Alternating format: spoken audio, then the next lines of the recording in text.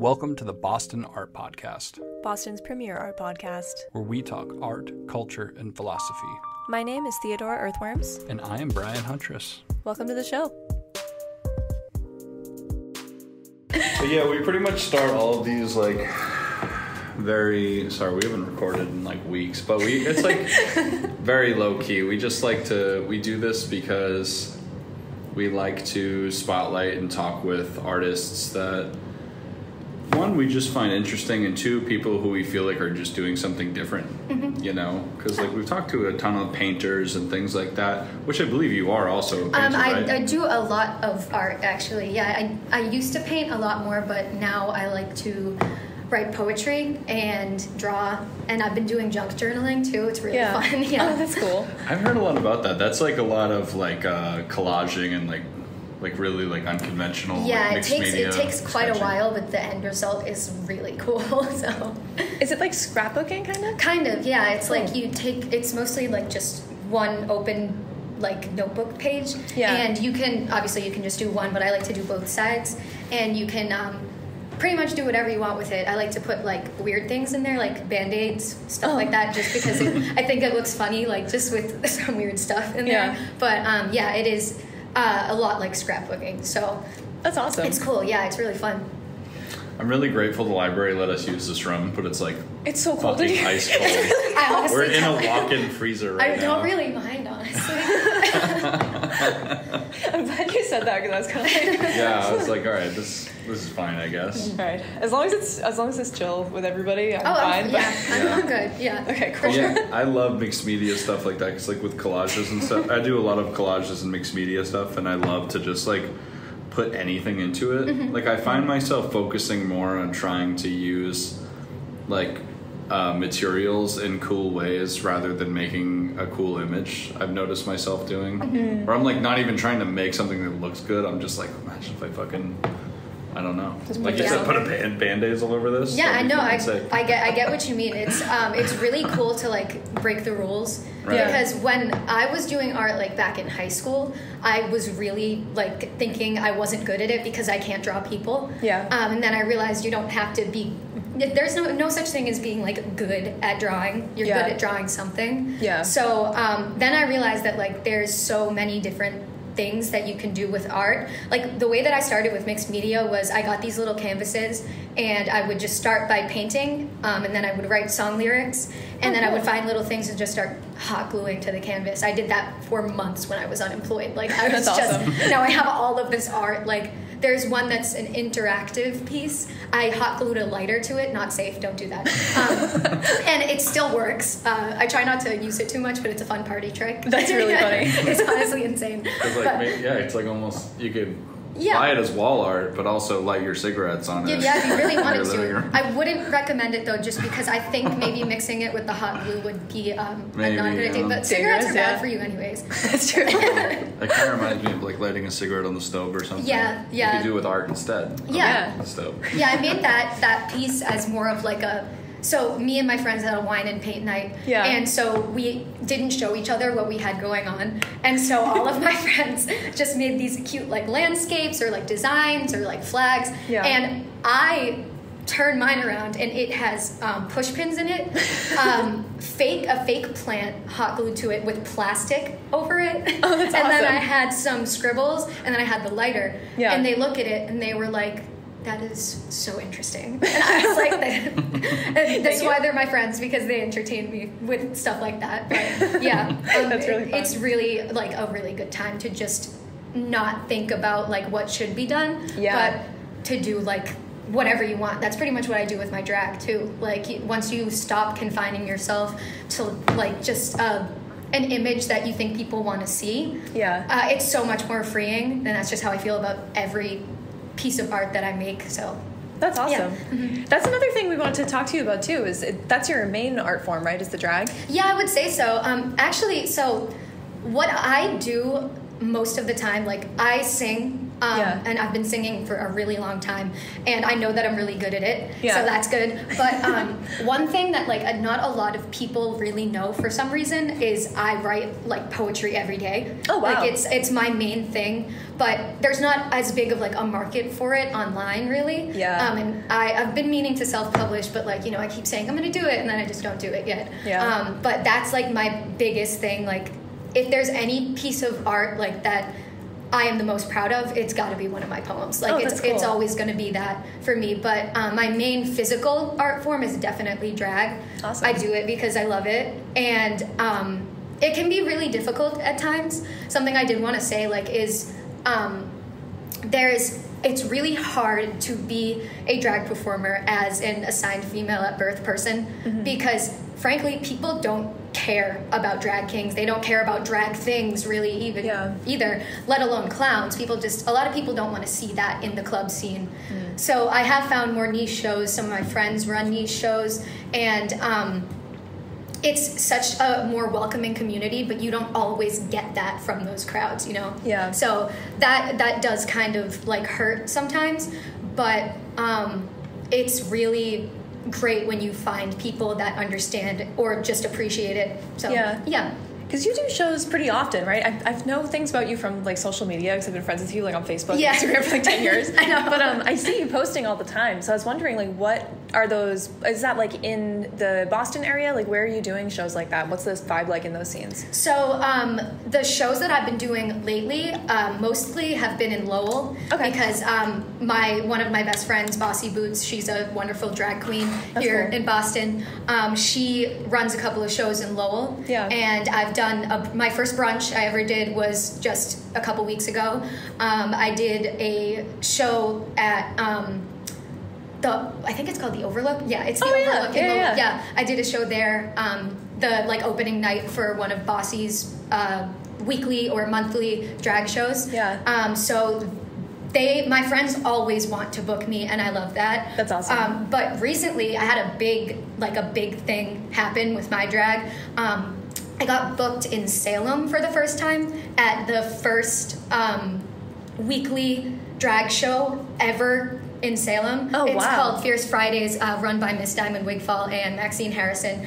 And I've been going there for so long that one day I was just like, do you want to book me? and Miss Diamond was like, yeah. And so awesome. I had that last Friday, and it was insane. Like, it was such a good time, because it's really crazy to go to shows really often and then end up performing in them. Yeah, that must be so exciting. It really is. Like, I was actually just thinking about quitting drag right before you guys messaged me to be on this podcast. Oh, really? Yeah, because I was really feeling down because I wasn't getting, I don't like feel like I get appreciated enough. Yeah. As like self-centered as that sounds, it's just, like I said, when you're not like conventional, it's unfortunate, but people don't really, they can't really relate. Yeah. Yeah. And I think that's a normal feeling to have too. Like, you put so much like unappreciated time into art, no matter what your art form is, that especially if you're doing something that's kind of niche down, like I don't think it's selfish or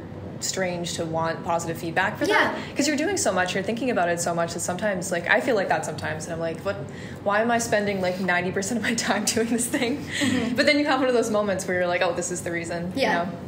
But they can be sometimes few and far between. And I think too, audiences really, like, generally don't really know what they want either, because a lot of people feel like they want what they like. I want this, you want to push the button over and over again to hear the same song over and over again, but you always get sick of it. You don't want to listen to something you've listened to 1,000 times. Like Espresso by Sabrina Carpenter. We were talking about right here. I totally get it. Good song, but right, but it's too much. But and when something comes along that you absolutely fucking love, it's something you never would have thought of. Yeah, absolutely. It's something different, and so I just think that, because like I think about that with my art too, where I often feel like I feel that pull of like, maybe I could do this thing that everybody else is doing, or I could try to be like marketable or be something that people want. But then I'm like, why the fuck would anyone want me if If I'm just a crappy ripoff of shit that already exists, why would that be good for me? Yeah, it's like nobody's gonna want like the second, like it's like the second Andy Warhol. Nobody knows him, you know. Yeah, there's millions of them. Yeah, of people that are just trying to follow that same thing, and it falls flat. Yeah, because the people that know are like. Yeah, that's a really interesting perspective. Actually, I do like that because I've never thought of it. Like, if you're basically trying to get people to like you, you're gonna be doing things that other people have done before that people have liked, you know, and that can get really exhausting sometimes. But yeah, and you walk around like feeling like an imposter in your own fucking mind. Yeah, absolutely. You're just like, what the fuck am I? No, you're right. It's terrible. It is a shitty feeling. Yeah. So sorry, can I swear? Is that okay? Oh yeah, totally. All right. It is a really exciting feeling too, on like the positive note. Like when I meet somebody that's doing something super weird, it's like, oh my god, like I want to hang out with you all the time. Yeah. Like I feel like it's not the most common thing in the world to do that. Sometimes people even have art or music or something that they're making that is really weird, but they don't promote it as much, or don't tell people they're doing it because it is such a labor of love, or it's not like something people are receiving well. And then you find out about it and you're like, I've known you for 3 years. I didn't know you were doing this thing. So I don't know. It can be a tough path, but I think it's definitely worth it. It definitely is, yeah. Very fulfilling. Any type of art just is, in my opinion, I think everybody should try to do something that has to do with art, if that's, you know, their thing. Yeah. But, yeah. And especially with drag, too, I imagine that's really hard because it's something that is already, I mean, with RuPaul's Drag Race, it's type shit, it's pretty mainstream, but it's really definitely considered, like, a alternative art, right? Like it's an outsider art kind of thing. Yeah. So to be an outsider artist in an outsider art is weird, right? It must be pretty fucked up. It is honestly so strange. It's really funny because, you know, obviously the LGBT community is discriminated against and hated so hard, like all over the place. Yeah. So a lot of people already hate drag queens. Yeah. And so then you get people who like, I get a complete opposite of that. Like, I'll talk to men and they'll be like, that's sexy. And I'm like, that's not the point though. Because my thing is like, I want to bring something different to the stage. I want people to like feel something. And that's not to say that, you know, mainstream drag queens don't make people feel things. I want them to feel something different. And I know the only way I know how to describe this is I want them to get sad. Like a lot of my drag is like sad clown based because I think it's really emotional and captivating. And I really like the idea of you know, just the sad clown thing in general. It's, oh, this sad clown is so funny and stumbling all over the place, and the sad clown is sad, but then when the sad clown entertains people, they get happy. Yeah. So it is very strange. I honestly, I started out as a drag king, and then I was kind of a drag queen, because I'm gender fluid. I felt like I could do that. It didn't make any sense to me, honestly. And then one day I was just like, I want something like more than this. I put clown makeup on. The first time I was like, this is it. Here we are. Yes. So, that's awesome. And then I picked the name Moxxie Moron, and everybody loved it. Yeah. And it's just been really uphill from there. It's been hard sometimes. But this year, just in itself, my drag has taken off in a way that like I didn't really expect. I still feel smaller because I am, but people are starting to like notice me more.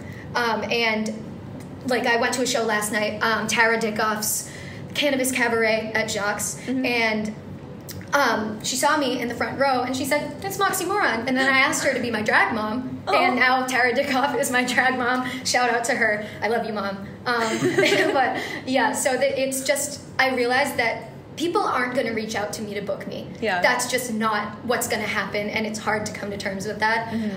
So I need to ask, and I feel like there's so much shame in asking for like it feels like a favor, but sometimes that's just what you have to do. Yeah. Like if I didn't love it as much as I do, I would absolutely not like be doing this, and I would be performing a lot less. For sure. Yeah. That's a really hard thing to do too. Like I think that sometimes people who want to, like, at least to speak for myself, I guess, I've been in situations before where there were people that might have given me an opportunity but didn't know that I'd be open to it, or I didn't make myself available to that, and I didn't know I was not doing that. So having to learn that skill of like asking or putting out there, like, I don't have this right now and I need this support, or like this would be great if I knew someone who could do this, feels so like like unnatural to me. Yeah. And I'm like, I feel like I'm taking up space I shouldn't or something Absolutely. like that. Yeah. So I really like that you're saying that's a skill that you sometimes need to have, and that it's a good thing to do. People will actually respond to it positively. You're not just like an idiot. Yeah. Do that. Yeah, it definitely, I've been turned down before. Like I've been kind of, you know, like not rejected, but like kind of just like that this is not what we want. Like, and no. I get it. But when you get that, like, yeah, I'll book you from like a drag queen or a drag thing that you really admire. Yeah. It's like the best feeling in the whole world. And having people like that are like famous pretty much. Like I know playing Jane from Drag Race the last season, I don't know her personally, but like we've met and like we know of each other. And it's insane seeing people's careers take off, like my friends and like people I've admired from afar, like me just seeing them like move up and up and up is so cool. It's like, it's almost like I don't even need it for myself because I get to see my friends move up. Yeah. And that's like so much fulfillment for me. So That's cool. That's awesome. yeah. So how did you find yourself, like, did you do any of like the traditional like clowning stuff before creating the character, the Moxxie Moron character? Or? No, actually, I did not really have any experience with clowns. I really wish that I could figure out what made me do that clown makeup in the first place. Yeah. Actually, never mind, I remember. So I'm going to be fully transparent here. There was a period of time where I was doing acid frequently, and I would just watch the Batman movies all the way through, and I fell in love with the Joker. I know that's cringe, but I did, and I was like, God. And so then I decided to try it out, and I was like, this makes sense for me. Yeah. Like, because I'm a very I would say individualistic person, like you know, it's me based on my interests, based on like my voice, like just anything like that I'm wearing, people will see it and be like, that makes sense for you, you know? Yeah. So when I put that clown makeup on and I started like making faces in the mirror and everything, I was like, this is it. Yeah. Like, this is perfect for me. And my best friend, Audrey Hartburn, she says it all the time. You are a clown. That's what it is. And I'm like, yep, that's it. So It just felt right. it did. Yeah, it was really great. I remember I didn't really know what to do with it. At first I was like, I'm going to be scary. Yeah. And then I was scary. Sometimes I am still scary. But as time went on, I realized that like there's a lot of sex appeal in scary with drag, and that was great for a while. I would do a lot of sexy drag, but then I kind of found myself detaching from it, and then I was like I said, I want something more. I want to give people more. I want to give myself more. Yeah. So I did a show recently, my first brunch at Coffee and Cotton in Lowell, and I brought out a sock puppet. Oh, cool. And I was like, I don't know how this is going to go over. But everybody loved it. Like, they thought it was so funny. They thought it was so unique. People came up to me after and were like, we need a picture with Moxxie Moron. Oh, that's awesome. Yeah. And so then, I realized I love making people, like, laugh. And my mom said during one of my numbers, she was like, I almost started crying. I was like, I'm so glad you didn't, because that would have made me cry. But, yeah, so I think just clown interests entertain me, because I've always been like a colorful person, like a maximalist. So when I like found more outfits and everything, I was just like, this is great, because there are so many things that you can wear as a clown. Like, just in general, I dress as a clown every day pretty much, just because that's my life. But That's cool. I think one thing that I just wanted to touch on too, it's really cool that your mom comes to your shows also. That's awesome. I actually have my grandmother came to the brunch. Oh, that's awesome. My dad will come. My brother and his partner will come. They're like, my family's my best friend. Like all of, like most of them, of course. But my dad, my mom, my brother, they're like my entire world. We're really close. And so I'm really glad that they welcome this so much. I remember the first drag show my dad went to. It was mine, obviously. And he was like, that was awesome. And I was like, and I have this, like, my borderline conservative blue-collar dad. And he's like, that was amazing. And I was like, he's gonna start saying like boots down or something soon because he does it's insane. But yeah, it's really great to have my family supporting me because not a lot of people can say that too. So I'm really grateful. That's really special. That's cool. As an artist also with a really big family that I'm close with, it always makes me really happy to meet people that are like eccentric or doing like crazy stuff and has like a really great supportive family. Like it's just such an awesome thing to see. But also, I wanted to ask too. I don't know. Maybe for us, I would love to know, like, what does it look like, when you're pulling up to a Moxxie Moron show? Like, what are you mentioned you're a singer and you have these puppets. Like, what are you doing a different act every time, or like, what is the play-by-play of when you're up there? Like, what is? Basically, I don't sing in drag. Okay. I prefer to keep my art forms completely separate. I don't know why. It's just been always something that I've liked to do. But when you pull up to a Moxxie Moron show, you are probably guaranteed 3 things. You're going to laugh a lot because it's stupid. You're going to feel something. And there will be a lot of... It's more like performance art for me. I don't really dance very much. Okay. Like, I find myself... when it comes to lyrics, I'll like act things out with my hands or like with my body rather than dancing, because a lot of the music that I use now isn't very dancey music. Yeah. But you'll see there's this number that I've been doing lately. It's with a song called Rats in My Walls by Ratbag. I have rats. I love rats. Yeah. So when I heard that song for the first time, I was like, this is great. And so I had the whole sad clown puppet thing. I'm doing really mechanical motions. And I had a stuffed rat that closely resembled my rat Pluto that passed away a couple months ago. And so I put that together for her. Yeah. And so when you see me do drag, there is a lot behind it. Like, it's a 3-minute number. You're going to like it. You're going to clap and everything. But so much thought goes into every single thing that I do, like the songs that I pick, even just like little things on my face, like little like dots or something. All of it is there for a reason. So it's definitely more than meets the eye. But when you pull up to a show that I'm in, you're going to get a lot of different kinds of acts, because I usually do like open stages, things like that. And it's really cool to see a bunch of different drag performers, because the people that I usually perform with, like, we have drag queens. We have my best friend, Audrey Hartburn. They are a drag elf, kind of. Oh, cool. Yeah, they're really cool. And then there's a bunch of people like that just do all different things. So you're going to get a little bit of everything if I'm in the show, basically. So, yeah, it's just so cool to see people, like, witness what I'm doing and not know that all of it is for them. Like everything that I do is for the people to enjoy, and for myself, of course. But yeah. That's cool. Sounds like a lot of symbolism. Oh, absolutely. Nice. Yeah. Very cool. Yeah, I've known other people that to drag stuff in the past, and a lot of their show preparation too had to do with like a lot of like almost like making mashups and like digital like stuff like that. Like, do you do any of that stuff where you're like making like having to do like special prep work with like the audios and shit? Like, so I am challenged when it comes to figuring out how to put together audio. Gotcha. So I've never actually performed to a mix before. The closest that I've come to performing to a mix is I did My Chemical Romance, The End into Dead. Oh, cool. So it's just 2 songs back to back that are like, that's how they're supposed to be. But I think I would get so overwhelmed if I did a mix, because a lot of mixes, they're great, like I love them, but a lot of mixes are put together with the purpose of dance, which is not something I really do a lot.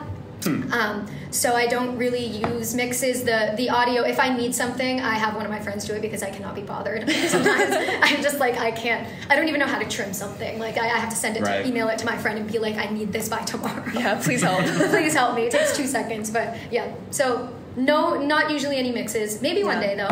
Yeah. Is it more kind of like miming kind of, or like acting kind of, more than dance? Yeah, definitely there is a big mime aspect to my drag. There's a lot of being trapped in a box and like the just a lot of communicating through body and like not speaking, because I'm lip syncing anyways. But so it's more like it's definitely clown and it's definitely mime, but I think it is more mime leaning just because of the way that I move myself. I've seen some still shots. They're very theatric. Yeah. It's mostly, like I said, like performance art based, because it's just so I get it more than I get dancing. Yeah. I wish I could dance. I really, really do. I can do it, but not well. Yeah. But I had to make it work for me, because I learned, like, I can sing, I can play instruments, I can do makeup.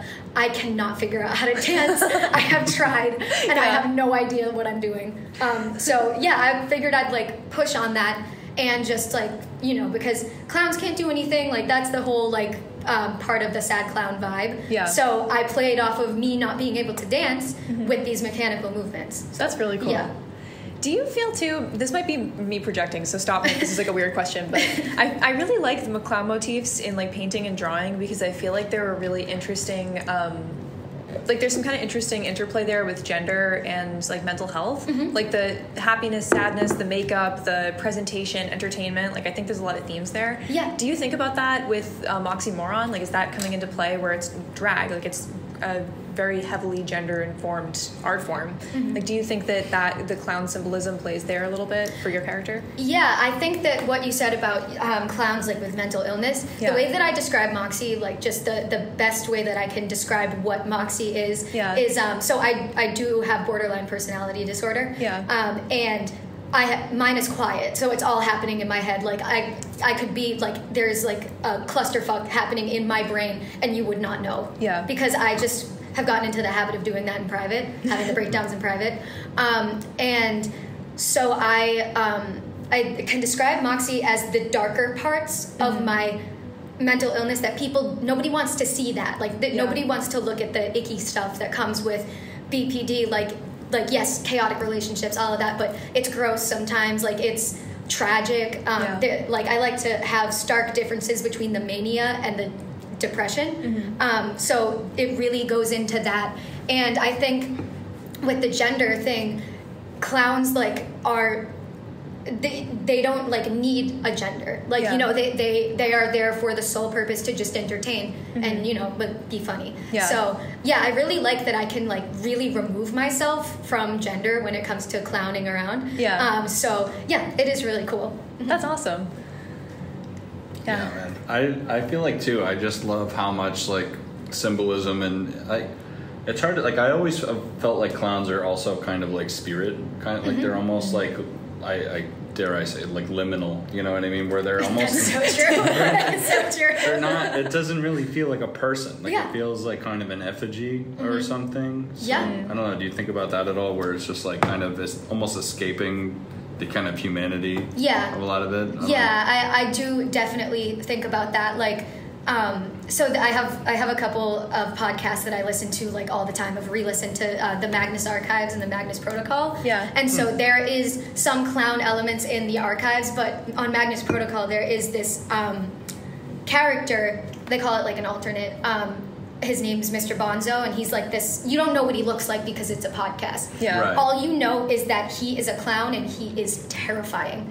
Like, he is evil. And so you don't even, you just hear he because he's Mr. But you like, all you know when you see that clown or hear that clown, you're scared.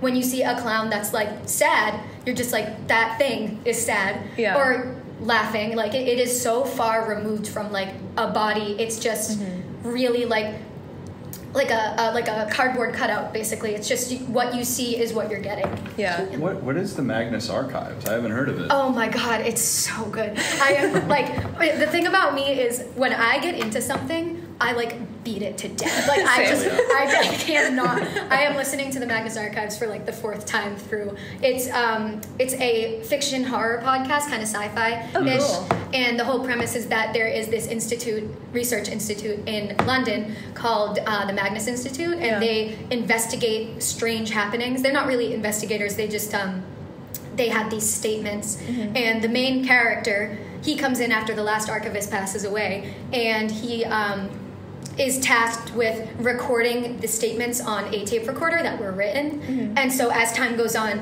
he realizes once you're in the institute, you're tied to it, and you start experiencing all of this stuff that's happening in the statements. And without like giving too much away, it turns into something so much bigger than it is. And some of the episodes, like I'm not claustrophobic personally, but the way that they describe being in a claustrophobic situation freaks me out so much. Like the whole thing is based on fears. Yeah.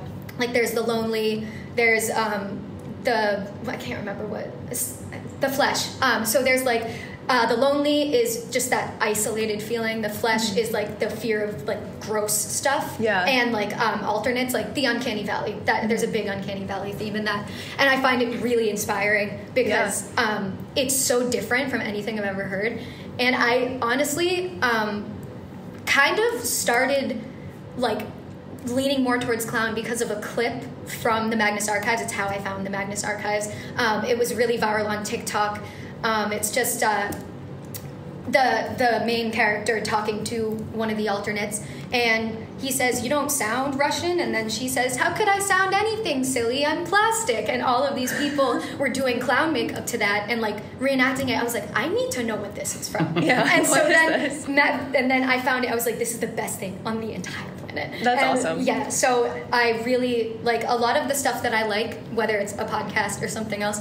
It will, if I like it, it's going into my drag in one way or another. Like it's just, it's gonna be there, you know. It must be hard to do horror like that without any visuals too. Yeah. That sounds really difficult. Oh my god, it is the pictures that they paint are incredible, especially in the protocol. It's their newer podcast. We're not sure if it's a sequel or a prequel. They haven't really given that away yet, but they really do a great job at really scaring you. Like I don't even know how they project that through just sound, but it is actually so terrifying sometimes. Like I've thought about like the scary stuff. Like when I get up to go to the bathroom at night, I'm like, I don't want to see this thing when I come around the corner that I have never seen in my life, but I know about it.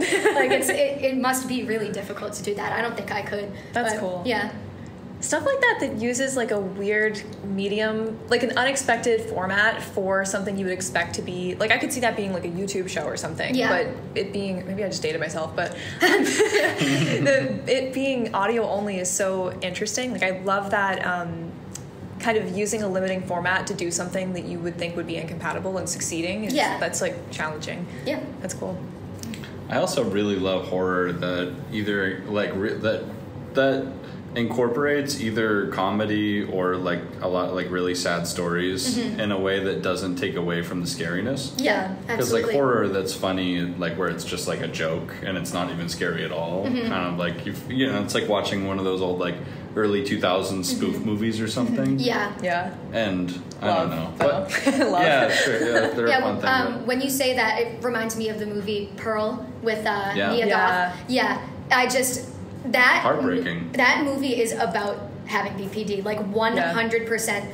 When I watched it, I was like, "This is a dead ringer for what goes on in my head." Yeah. And I think everybody who has BPD and has seen that movie immediately is like, "Oh shit!" Like, I've been read for filth. Like everybody knows this now. But yeah, it's I love when like that, like what you just said happens when you realize like you're watching something or listening to something and you realize that there's more going on than you're just seeing right in front of you, whether it's just like through sound or just like through the vibe, you know, just you can feel that there's more to it, and I really like that. That's so good. The new movie from that series is coming out.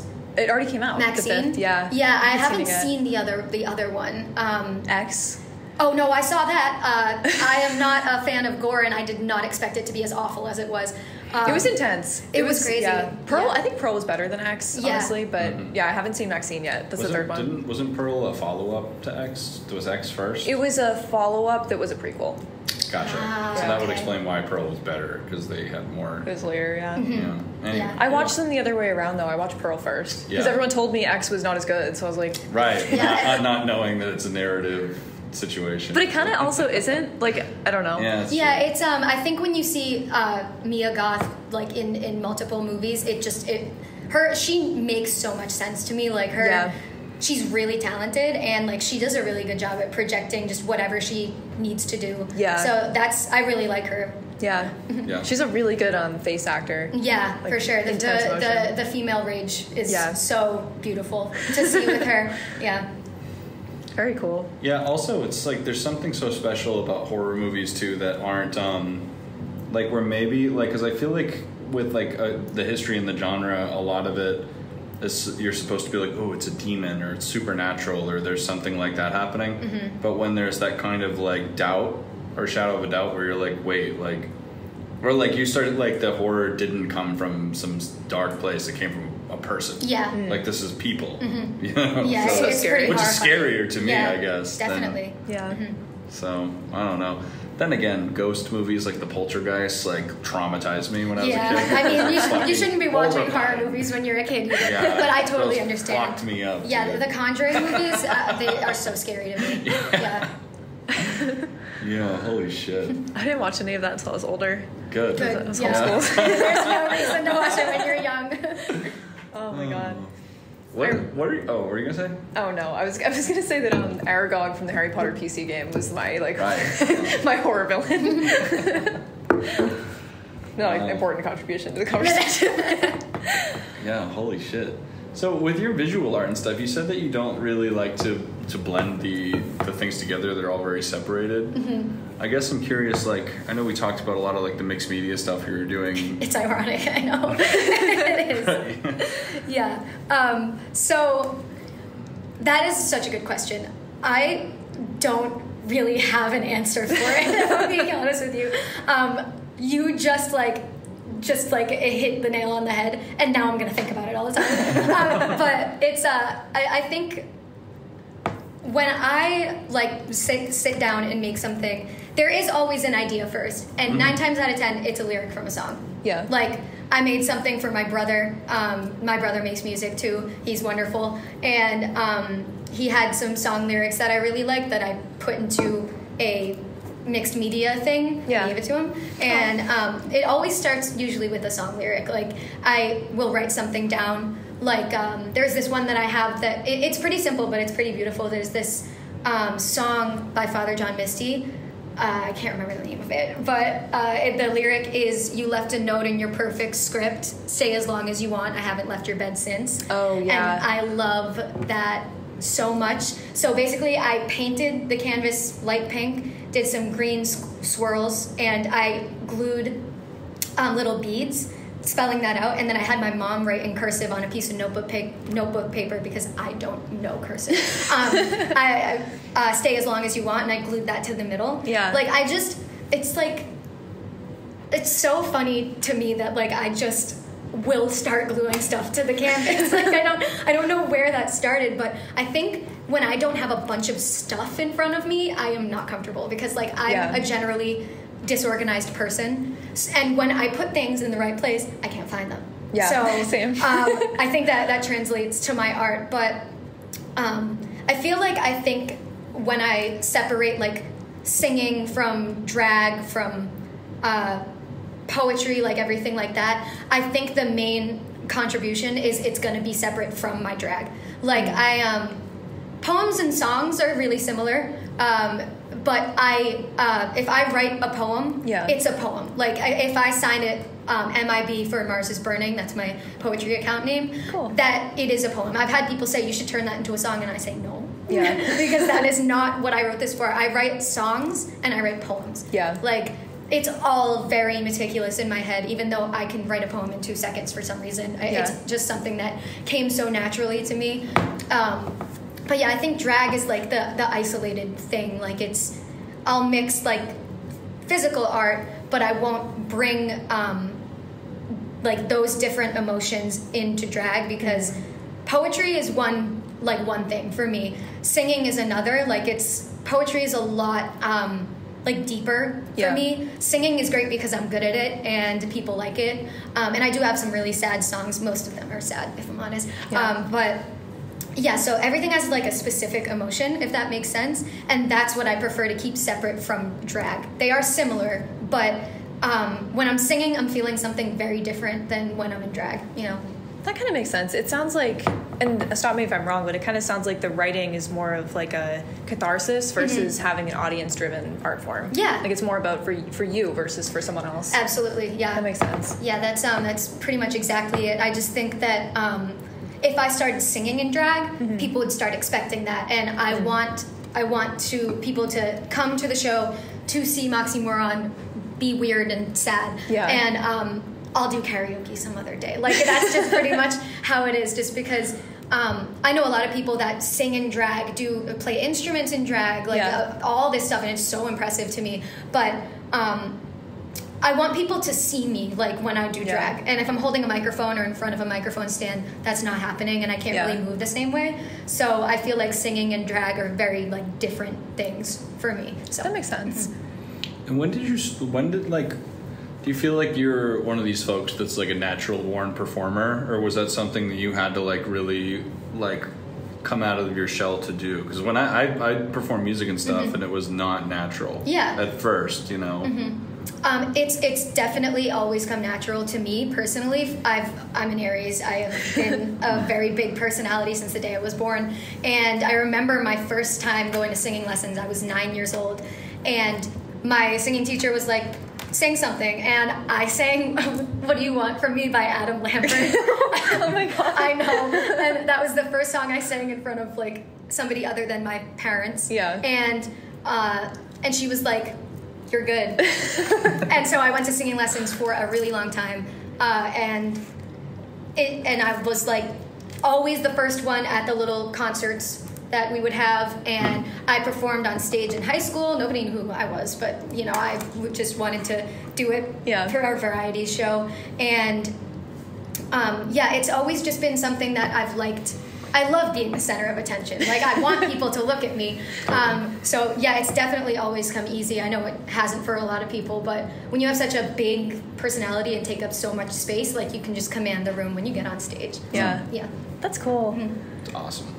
And with like art and poetry and stuff, that was developing at the same time. Like, you've always had this creative drive with the stuff. It's really weird because both me and my brother have always been very music forward. Like, we've always been super talented. My brother's a singer, he's a guitar player, and he's really good. And I've always been a singer, and none of my family is musically like inclined. They love music, but none of them play instruments. Somehow me and my brother just both got straight into music, and we got really good at it. That's cool. Yeah, I don't know. It's like I was born a creative, and I will die one at this point. And I think that's really cool, because not everybody is, and I think it's something that's missing from a lot of people's lives. Yeah. But, yeah. I think a lot of people also just don't realize early enough in life that they might like that, and then they kind of feel like once you're an adult, you have like a job or whatever, you're like, oh, I can't just start doing that now. Yeah. It was so weird if I just like started acting. Yeah. You know? Yeah.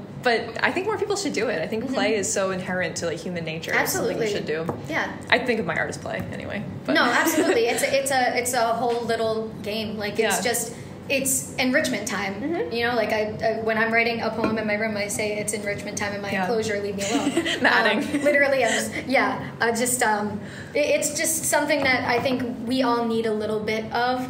Yeah. Like, I understand that there's some people that like sports, and that could be their outlet. I've been told people like sports. I heard that somewhere.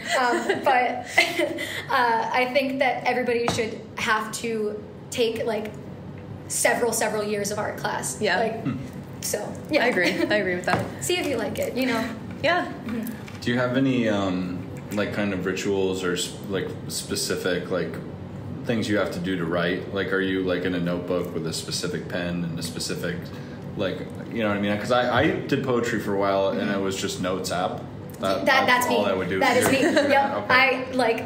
It is so frowned upon by so many poets, and I'm like, if I don't get this down right now, I'm gonna forget it, and it needs to be in my notes. Yeah. I have so much poetry in my notes app, and I'm like, awesome. This is insane, because sometimes like I will be sleeping, I'm not even joking, and I'll wake up because I'm an insomniac, literally, and I'll think of one thing, and I will open my phone and I will type it, and then I'll put my phone down, go to sleep, and wake up and be like, what is this? What happened? And I still write the poem because I committed already. Yeah. So, yeah, I found that if I'm writing it down, like, it doesn't connect or flow as much for me. Yeah. Just because typing is easy. Yeah. So that's, I've just always been Notes app. That is so valid. Yeah. And with you mentioned your poetry moniker was Mars is Burning. Is that like an Instagram, or is it a website, or? It's just an Instagram, and cool. I have a TikTok. But I thought of that. It's actually kind of funny. It's a mistake that I made. I wrote this poem, and I said something like, when Venus burns and Saturn turns. And I was like, that's cool. And then I was like, Mars is burning. And then I realized it like later that I said Venus. But because I thought of Mars, because it's my ruling planet as an Aries, I was like, this is it. And I don't know. I make a lot of poems about space because it's something that I think is so beautiful that we just don't know anything about. Mm-hmm. Like, I love the moon. I love the planets. I think it's so beautiful to just look at the sky. Any type of weather event, I want to see it. Like, it's just, I feel like it's something that needs to be appreciated a lot more in art. And, like, just the things that we don't know about. Yeah. Except the ocean. I'm just too scared of it to write a poem about it. Yeah, the ocean's kind of terrifying. Yeah. I really like being at the beach and finding like fish and crabs and things like that, like snorkeling in like sort of shallow water. But if I'm like too far out, like I went to Florida last summer and there was an incident where there was like a shark nearby, and I was like, actually, I don't know what I'm doing. I'm not supposed to be here. No, I have just always been like, the ocean is so scary. Like, I'm not a big beach person. Yeah. I'm not a summer person. I just don't like the heat. Yeah. So and the ocean's scary enough. Why would I go there? You know? The middle, too deep. Yeah, no thank you. Yeah, I feel like in my mind, for some reason, I often think of space and nature as being different things, but space is like the ultimate nature. Yeah. It's nature times two, Right. It's the first nature. Really. Yeah. We don't know anything. They found like a cave on the moon that astronauts can live in or something. I saw that. Yeah, that's so crazy. Like, I want to go to there. I don't know about you, but I want to go to there. It's so crazy because they could be lying. And that is so messed up to me. They could just, it is so weird because they could just be lying, and that is hilarious to me. No. Yeah, we wouldn't know. I saw something on TikTok recently, which could also be fake, like maybe someone just posted this, but that the Mars rover found pure sulfur on Mars like a few days ago. Oh, like, wow. Yeah, like I guess the only sulfur that we have on Earth is like partials. That's why it smells bad and stuff, but they found pure sulfur, which they didn't know existed on Mars, and might indicate like, I didn't read the rest of the thing, so it indicates something. That's pretty crazy. Yeah. I was like, wow, that's fucked. I love that, though. That's pretty cool. Yeah. Yeah, there isn't a lot of, I'm sure it exists in many forms, but I don't see a lot of like space mysticism, I guess. I don't know if you would describe what you're doing as that. Yeah, I think that I just think about things a lot. Like, I just, there's always some type of weird narrative going on through my head, and I use a lot of metaphors in my poetry. Yeah. Lately, I've had the rhyming bug, and I hate it. Like, I can't stop rhyming lately, and I always used to hate rhyming poetry. But now here I am. It's all I can think of lately. So with that, it's the same rhythm every time too. Like, don't think that it's different, because it's all the same rhythm, and it's awful. I hate it. It's good. Like, it's good, but I just don't like that this keeps happening. Personally. But it's accidental. Yeah. So I try to put a lot of different metaphors into my poetry because it can get really repetitive. So space has been a big one. Just the ocean ceasing to exist, stuff like that. Yeah. That's cool. That's a metaphor that's gone into my poems before. Like, I also used to hate spoken word, and it is a very limited thing for me, because I feel like when you write so much spoken word, like, it doesn't really go many places. Yeah. Because I don't really do open mic nights just because I'm lazy, kind of. But yeah. Sorry, I don't know what's happening here. But yeah, so it's it's just I need to put something different in there. So I have to use metaphors. I feel like I have to, at least. Yeah. Yeah. It is hard, like, when you write, because I write like here and there, but I think I would do it more if I was more likely to be able to get it out there. Yeah. But I feel like the loss of Tumblr is like a primary. I know. Yeah. Like, I know. That did something to me. Yeah. All you see is screenshots of it on TikTok now. Yeah, and part of me is like, maybe I should go back, but I also, my blog, I abandoned it when I was like 19, so Oh, God. I can't just jump back into the algorithm. No, you're gonna see some stuff that you don't want to see on Yeah. there. Yeah, I can relate. Oh man. But yeah, I'm not at the point where I can just like screenshot my poems and put them on TikTok. Like I just can't mentally do that right Yeah, now. no, I get it. Yeah, I post screenshots of my poems on Instagram. Yeah. But I'll read my poems on TikTok. Oh, that makes sense. Yeah, that's how I do it. Like, because there's this one poem I have that I wrote on my best friend's 4-year anniversary of him passing away. Yeah. And I got into the habit of doing this like juvenile Dr. Seuss type of vibe, but it's like really sad. Like what I said at the end of that poem was, a feeling's not a feeling till a feeling's really real. Oh. So like it was devastating, and I started crying during the TikTok, and I was like, all right, I guess I have to do it again. Then I was like, wait, I'm posting it. Yeah. And people really loved it. So that poem specifically is just, I can't even read it. When I write a poem about somebody dying or something dying, like I wrote one for sorry, this just got so dark so quickly. I just wrote one for my rat that passed away, and I can't read it without crying. Like it's really sad, but it's good to be able to go back and read something in like remembrance.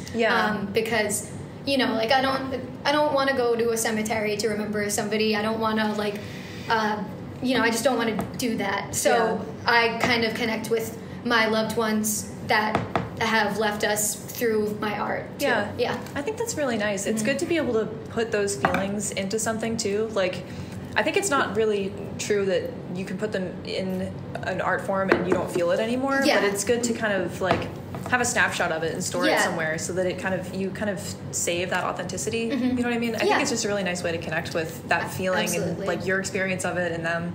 Yeah, it's like putting something in a box. Like it's just like it's nice to know you have it. Yeah, and you can visit it anytime you want. Yeah, so, I get so distressed when I don't do that, because I don't do that through art that much, but I do that through like journaling and sketchbooks and stuff. And when I like accidentally let maybe a month or two or so go by without, or like a major event happens without me doing that, it's like weighs so heavily. I understand. I'll get to a point where I'll be like, fuck it, like and then I'll have to write like 25 pages in my journal to like backlog I understand everything that I forgot to journal. I definitely understand that.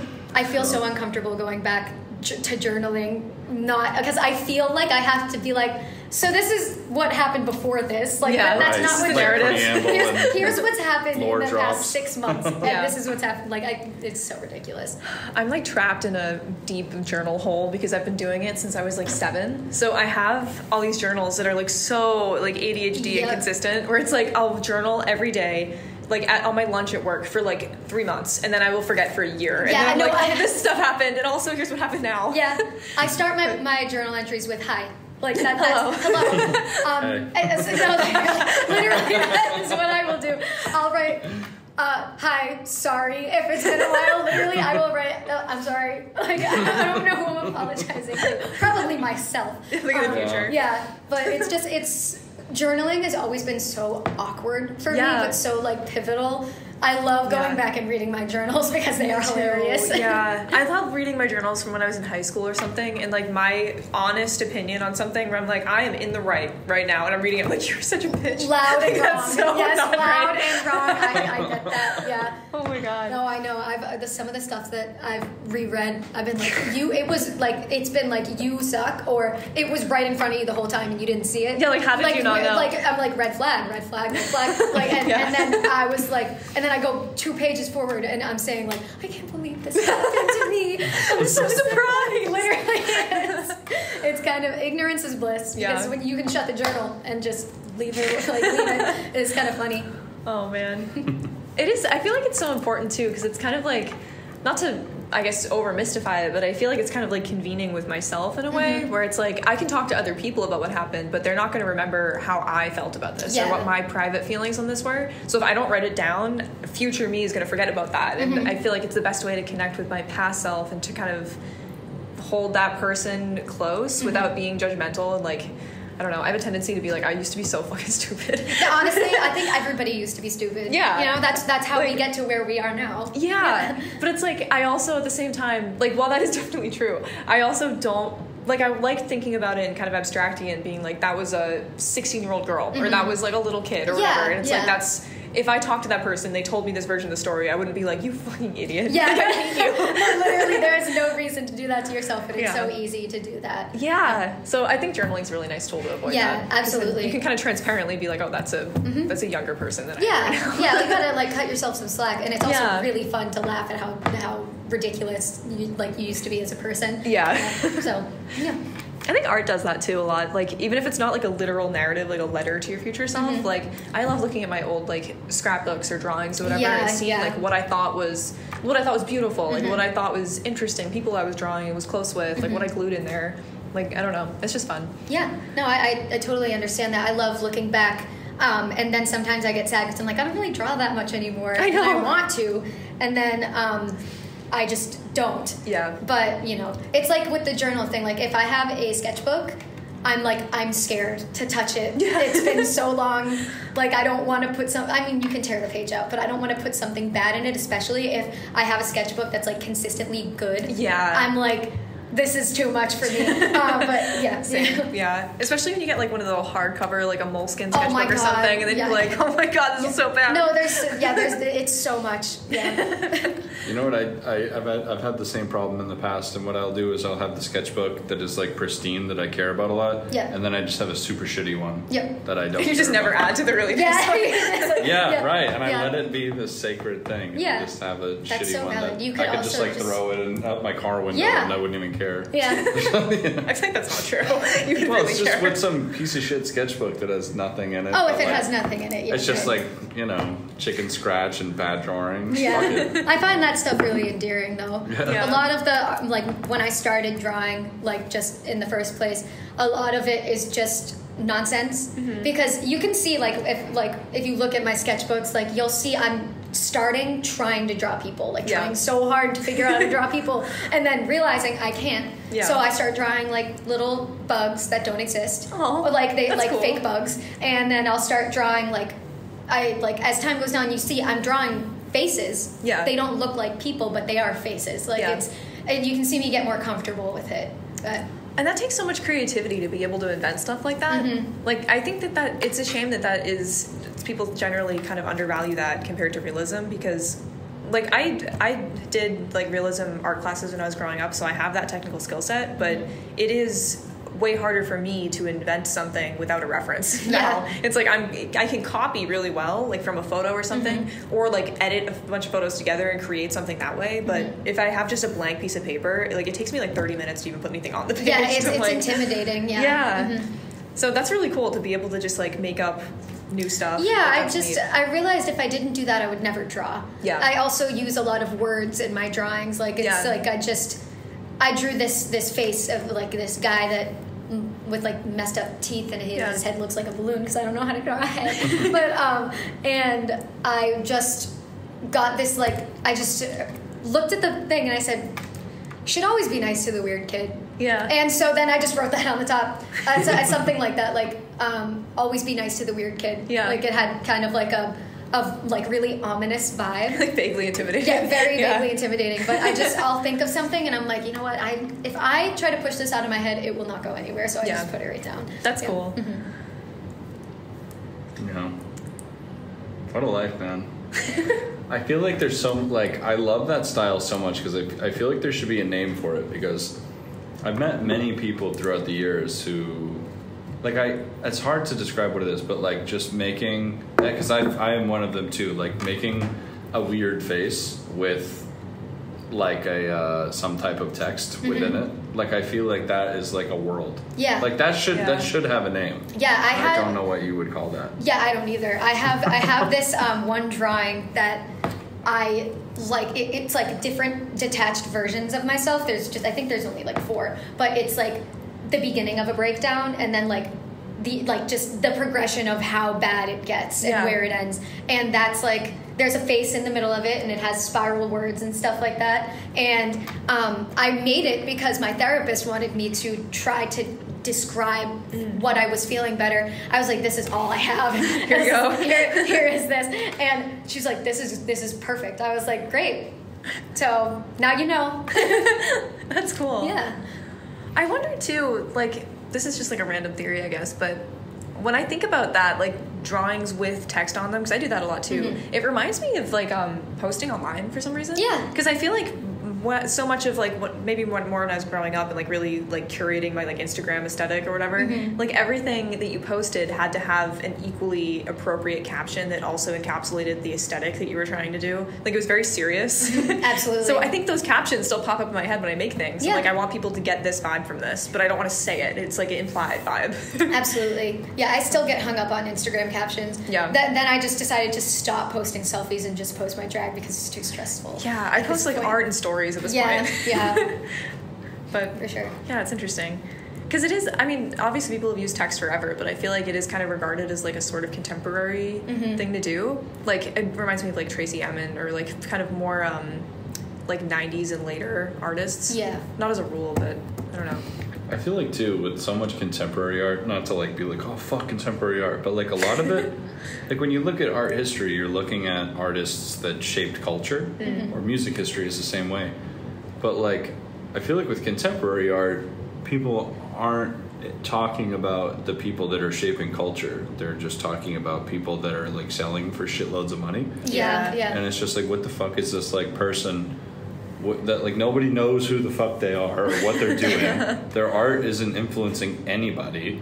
Not like, I'm not talking shit about any specific person, but their work is selling for like $50,000 for one canvas or something. Yeah. But it's like nobody, but the people who are shaping cultures are like fucking like YouTubers or something. Like that's what art history actually is right now. It's like like Twitch streamers and TikTokers and Yeah, that's true. like I don't know. Like I love art. Like I don't know. I don't want to like shit on people that are like super into the contemporary art world and gallery stuff. I don't know, but They're it's safe like target, maybe. What's up? So they're a safe target. I think. But it's okay. Like, what the fuck is even happening? And that like I don't know, man. Like you go like let's say you went to a gallery opening in like a really like affluent, oh, this is the art district of the city, and you're pulling up to this really fancy blue chip thing, and everyone's there, and it's an artist that everybody in this room is like, wow, like look at, we finally get to see his art, and it's super expensive. But then it's just like nobody outside of the room knows who this fucking guy is. And if you had to resell it on like eBay for some reason because you were like liquidating all of your assets, no one would fucking buy it. No one would even know who it is. Just this small network of people.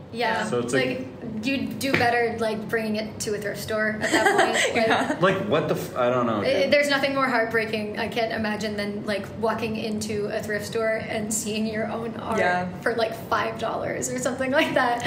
Like that happened to you one time? A version of that has happened multiple times. No. One time somebody sent me. No, you know what's actually way worse than that's happened to me is I once had a random person message me on Facebook that was like, hey, did you like make this? My friend was moving and had to like throw this away, so I took it. And I was just like, no. And it was like I knew exactly who the person was that had the painting, and I was like, oh, fuck you. Yeah. Just threw it away. Their friend shouldn't have made you that. That is so Well, rude. the person was just excited about it because they're like, oh, I love this. Like, I'm so glad I have this now. Hey, I found your painting in a dumpster. But how's it going? They definitely didn't think that I would be like, wow, what the fuck? I mean, no, that's sad. My friend was throwing it out. Basically, hey, loser, like, I hate you and I found your art in the dumpster. Like, Also, That's funny. I doubt that person meant anything like that, but I'm like very, a bad habit I have is I'll just like, I'll make a mountain out of a molehill in my mind about like a perceived slight or something. But that did not didn't happen. No, I totally get like, it. Yeah, no, I totally understand. Yeah. What I'll do is like, I'll be like, what if this happened right now? And you get mad. And I get mad. Yeah, I'm like, if that happened right now, this is what I would do. And then it obviously doesn't happen. So, but I like to be prepared in case one day something that happens in my head happens in real life. Just in case you do this thing to me, I know what I'll say. Yeah, just exactly. So you know. See, and I'll have it in the vault, and I'll be ready. Yep. Oh my god, I do the same thing. Yeah. It's so bad. I've actually, something that's kind of embarrassing, but sometimes I'll think of like really fucking funny, horrible things that I could say to somebody. Oh yeah. If a conflict were to arise with a specific person, easy. I'll have that loaded. Yeah. I've done I'll nothing. have it written down already. Yeah. They're innocent. That's why stranger encounters are so startling. I had one last night. Like this girl that I was at a party with. I probably shouldn't be saying this, but I'm gonna do it. This girl that she was at this party. Something weird happened, I guess, and she just looked at me and she goes, "You don't belong here. You're weird." And I was like, "Oh my god, this is insane." So yeah. It's so startling because like I like to think of myself as a very like quick-witted person. Yeah. But that happened, and all I said was, "I'm sorry." I was just like, I don't know what to say. I apologize. There's nothing prepared. Yeah, no, I was like, shit, like this was not on my bingo card for tonight. Like I didn't study. No, I didn't study. Like I was just like, oh my god. Oh my god, that's crazy. But I honestly think that a lot of the things that happen to me, I just think of them as canon events. Yeah. Like, I'm never going to forget that because of the way it made me feel and how unprepared that I was. Yeah. Like, That's the worst. Yeah. You're like, next time, I'll be ready. Oh, yeah. No, I was like, there is no way this is happening. Like, it's so crazy, but yeah. Oh, man. Yeah, holy shit. Yeah, I'm not great with unexpected altercations. Yeah. I can't even think of an incident where I've handled it well. Yeah. Ever. Yeah. They're hard things to handle well because you don't see them coming. Yeah. You know?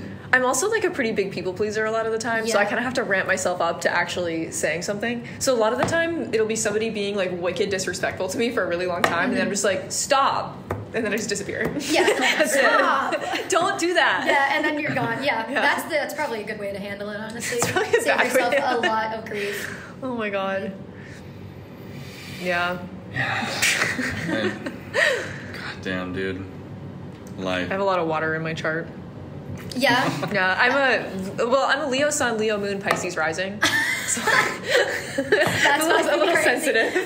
No, I get it. I'm all my big three are cardinal signs. I'm really? Aries, Sun, Capricorn, Moon, Cancer rising, and yes, I am suffering constantly. I was gonna say that's similar. Yeah. No, it's constant conflict, like in my brain. The best word that I can describe myself as is reactive, like a dog. Like I just like am like something happens, I am immediately like, okay, let's do this. Like whether it's bad or whether it's good. Yeah. Like I'm just like, we're doing it. Like that's what's happening. You know? Oh, that's so funny. Yeah, it's actually kind of crazy. But I do have a Pisces Mercury, which is my like one of my favorite things because I've heard something once and I was like, this is insane because I do this.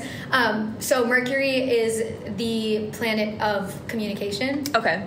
And they say that Pisces Mercury people tend to talk in loops. So like I will start at a point and I will talk for so long and then I will come straight back to that point. Like actually just in case you forgot. Yeah. Well, I've talked about this for like 10 minutes straight. Yeah. So I'm doing it right now. So I have to, you know what I mean? That's so funny. Yeah, it's kind of messed up. I forget what my Mercury is. I feel like it might be a Virgo, but I have to check my co-star. Yeah. What are your three again? I think you're Sagittarius. I was hoping you wouldn't ask because I don't know. I think you're Sagittarius. You're definitely Sagittarius sun. Mm-hmm. I think that you are Leo rising, Cancer moon. That's insane too. That's crazy. I know Leo's one of them. I don't remember which I think one it is. Aquarius is one of them. Oh yeah. Maybe Moon. Sicko. That's crazy. Oh yeah, I think you're Sag, Aquarius, Leo. That makes sense. Yeah, my brother is a Sagittarius sun, Scorpio moon, Aquarius rising. That's crazy. He is so funny. Like he's just like, I have never met somebody who I have been like, you seem like you should be an Aquarius. Like, and not in a bad way. Like he's really like like just spacey kind of, and like he's such a unique person. I don't think he even knows it, and like he's my favorite. It's so funny to like see people's charts and be like, this makes so much sense for you. That's awesome. Mm-hmm. Is there only two of you guys? Yeah, just Siblings? me and Jason, just me and my brother Jules. He's my best friend. He's 2 years older than me. We've always been super close. Like I don't think we've ever gotten into a fight before. Oh, that's yeah. cool. He's we're just very stark, different people. Like he's way lower energy and way more passive, and I'm way higher energy and more like just loud. And so like he was always really good at like tolerating me. Like we make up for what each other lacks, I think. So that's like really important in a sibling relationship, I think. Yeah, 100%. That makes sense. Yeah. I'm the loud one out of my siblings, I think, which is really funny because when I hang out with you and your siblings, I'm the quietest one. But when I hang out with my siblings, they're like always stressed out about me. My family is loud. My brothers, one of them is a Taurus and one of them is a Cancer. Oh my God, I'm just like a Leo.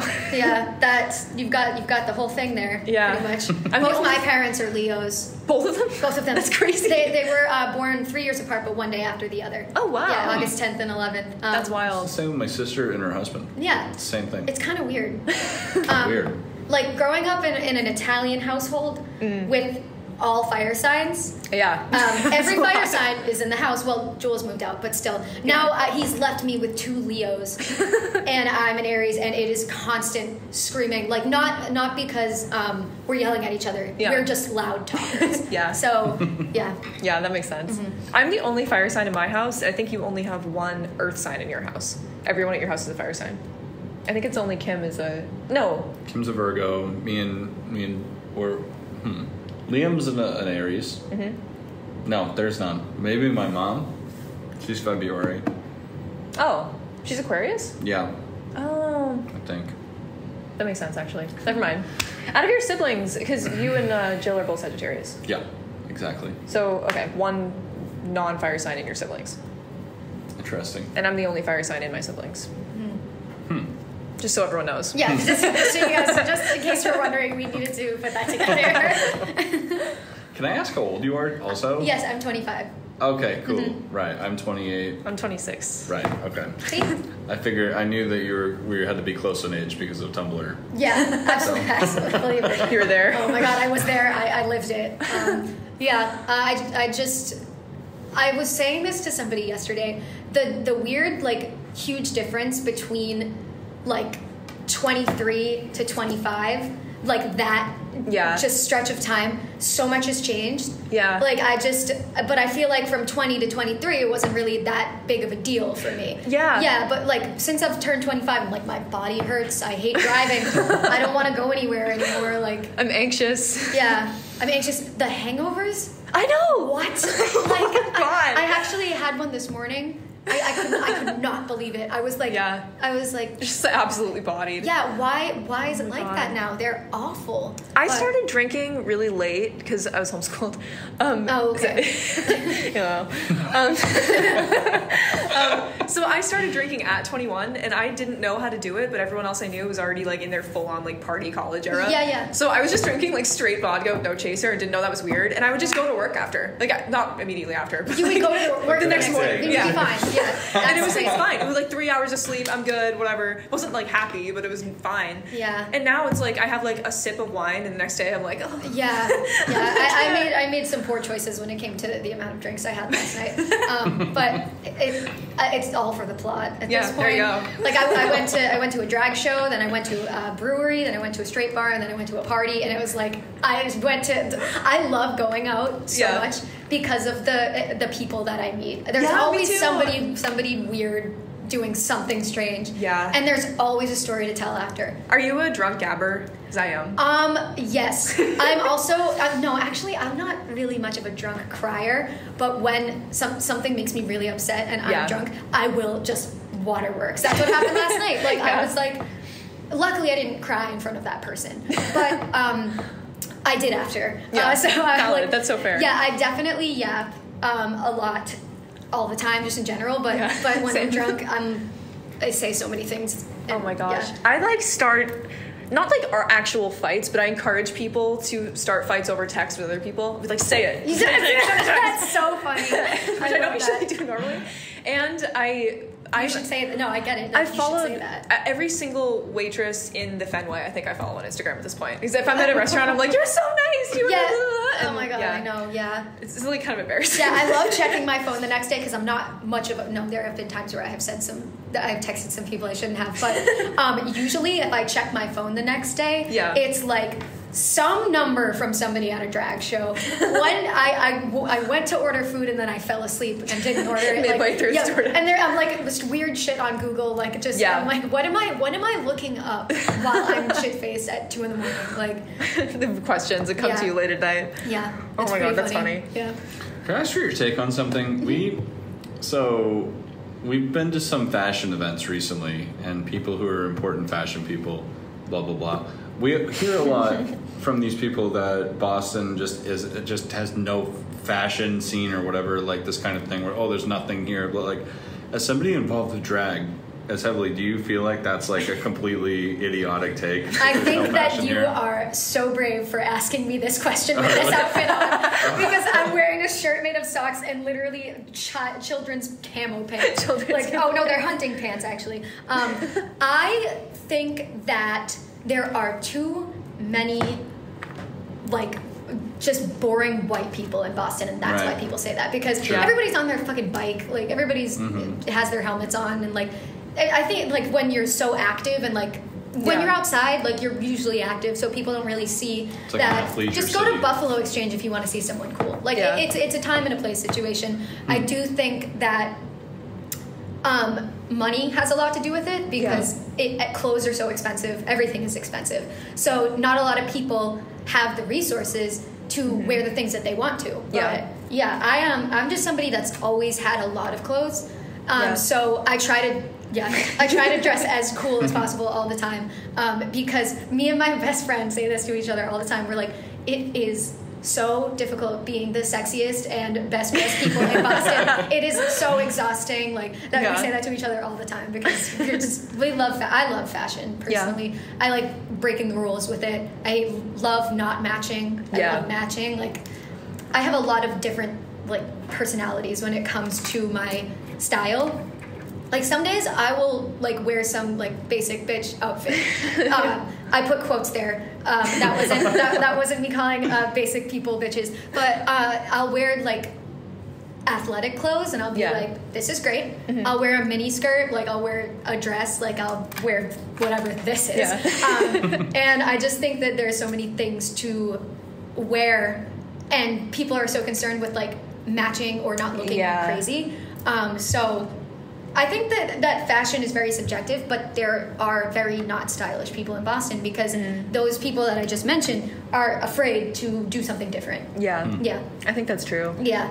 I also think in greater Boston, like in the city, a lot of the people that actually live there are people that have like maybe jobs where they don't feel like they can express themselves in that way. Yeah. Like if you're in the Seaport, you're not going to see someone that's wearing like a really crazy outfit unless you're in like a gallery or something. Yeah. Like it's a little rare, because I mean maybe you can't wear what you would want to wear if you like work in tech or something like that. Yeah. Which I think that might just be because Boston is the kind of city that it is. Like it's a largely affluent like tech medicine hub place, which is not really in line with whatever. But I think the subcultures in Boston, like any alternative person in the city, I feel like usually has a really good outfit on. Yeah, that's true. Yeah. Like, I totally get it though with the working thing. Yeah. I am a blue collar person. I work for National Grid, and I'm like, I walk in every day, I'm like, these people have no idea how cool I am and how hot I am and how good I am at makeup. Yeah. Like, because I walk in and it's fucking 6 a.m. Yeah, that's a lot too. I wake up at 4:30 every day. Like, I walk in and I'm like, nobody can talk to me for about like 2 hours. That's crazy. Yeah. And do you mind, what do you do there? So I work at the in meter compliance. Okay. It's basically like if you see those little gas meters on the side of your house or something. Oh, okay. At those, it starts and ends with us basically. So those meters come back to us when they're done, like they are no longer like working or they have a damage or something, and we get rid of them. And then also we get new meters, we like register them, send them out on deliveries. I just drove the big truck for the first time. Like I have my CDL permit. And when I say a big truck, I mean like a big box truck. Yeah, like a big ass truck. It's a National Grid truck. Right, yeah. For some reason, when I told people I was getting my CDL, they didn't think I was going to be driving something that big, and it is just as terrifying as you think it is. When I say I drove it, I whipped it around the parking lot a little bit at maybe 2 miles an hour. It was awesome. So scary. Like the air brakes are so like hard to press down on. It's really weird, but.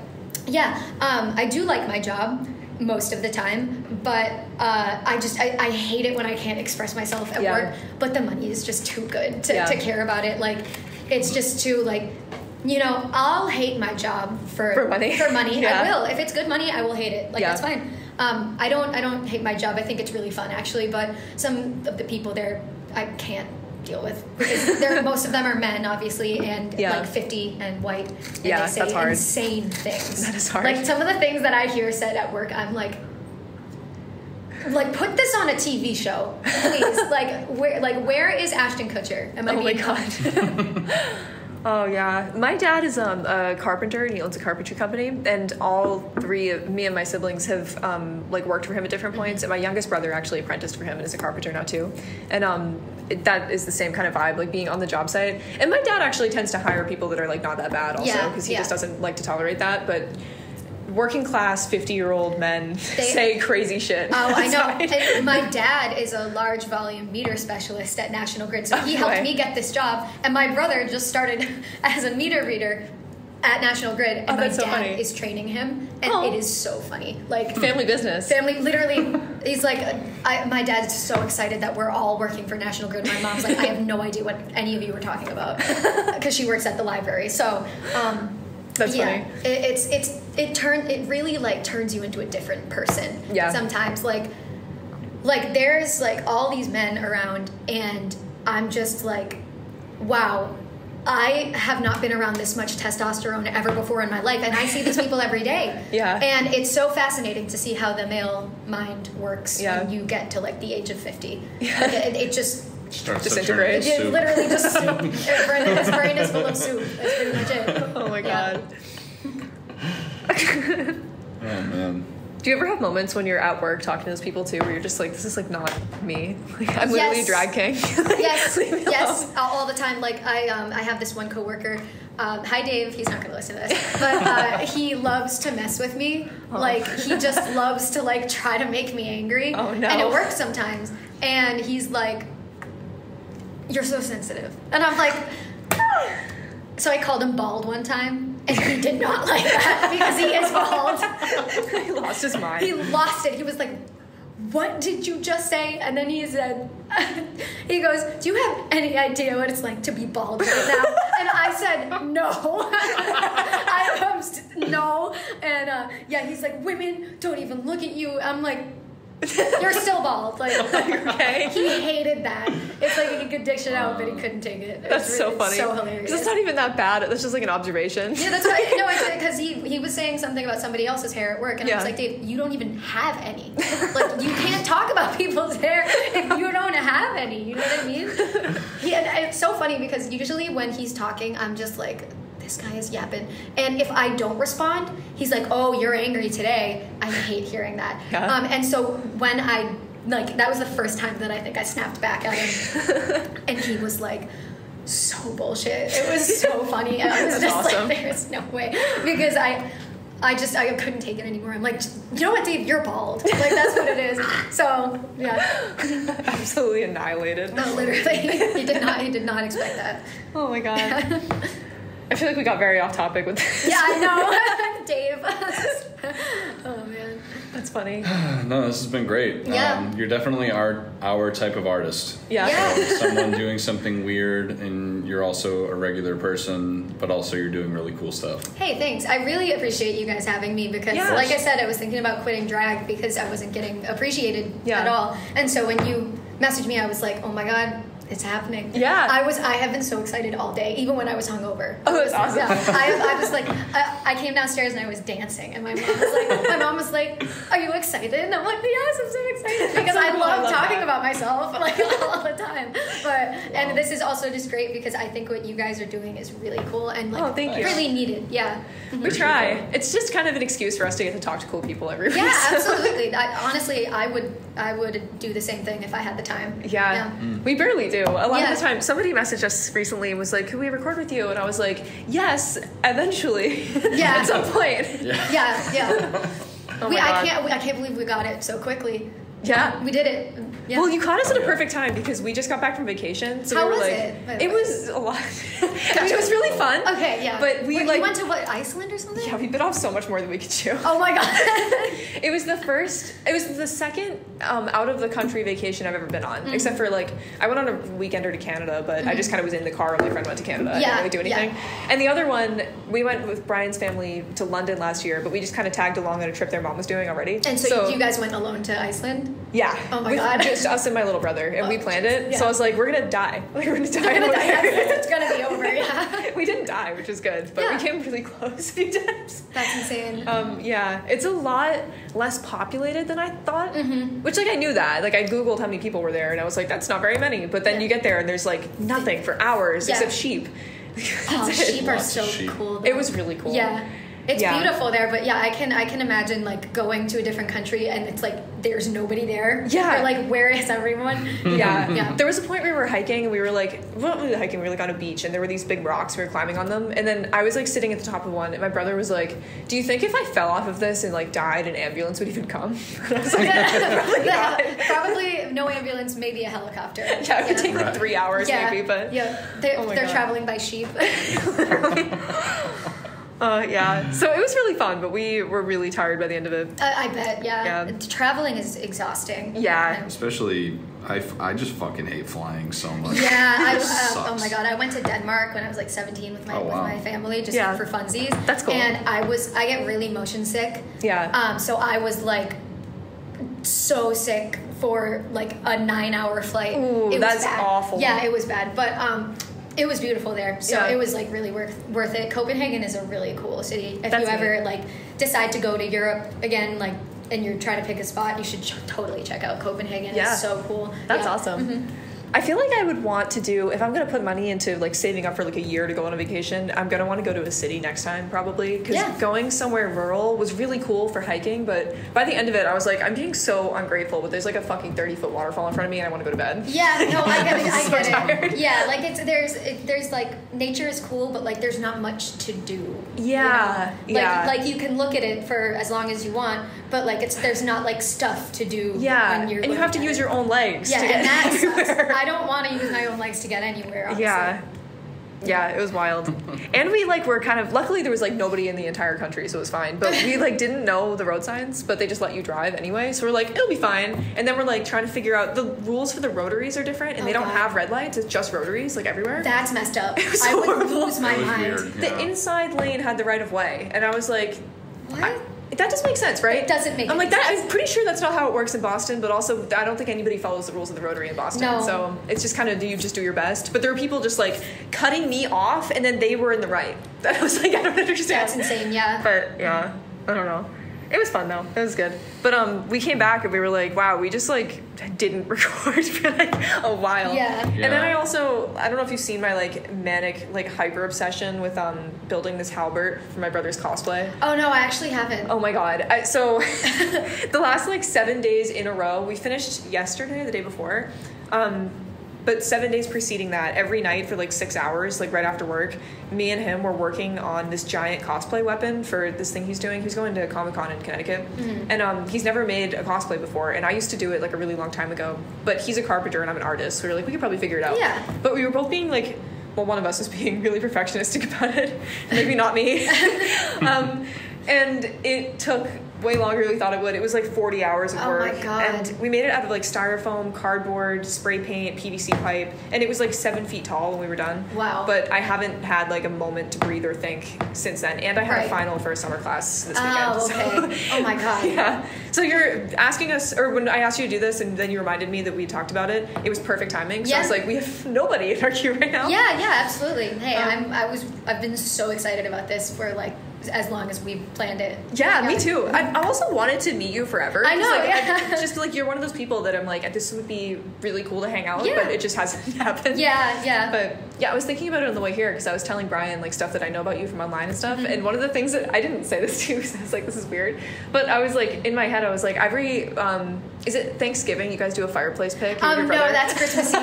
But yes, I've seen like 10 of those. Yeah, that's me and Jules doing our yearly chimney picture. Yeah, it's hilarious because without fail, every single year it is my most liked post on Instagram. That's so funny. Every single time I got like 200 likes on it. I was like, there is no way. Everybody loves it. Photo. Literally, people will comment, I've been waiting all year for this. It's insane, but yeah. Yeah, because I was thinking about that and I was like, I actually have been friends with you on platforms for a while because I can remember a few of them. Yeah. That's funny. We started it in like 2015 and Wow. then we went a few years without doing it and now we've been doing it since. And like when COVID was happening, because this was at my grandmother's house, I made a chimney, like I painted it on poster board and we took a picture by the door. That's awesome. Of my house, and I was like, we can't let the tradition die because of COVID. We can't, but we also have to be safe about it. So new normal. New normal. Yep, we're gonna use the cardboard. Yeah, that's awesome. I think I saved it just in case we have another lockdown. You never know. You never know, right? Yeah. Yeah, so it's funny that you guys like knew each other online for so long. Because you ever have someone like that, and then you see them in person, and you don't really expect it, and then you just say nothing. Yeah.